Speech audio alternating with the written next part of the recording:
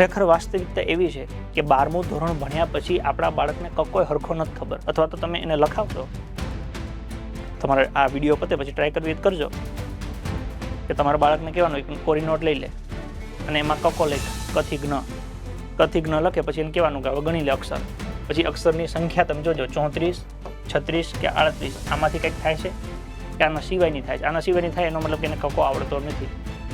અને ABCDમાં તમે લખાવજો ને ગણજો 26 થશે. આની હું ગેરંટી આપું છું,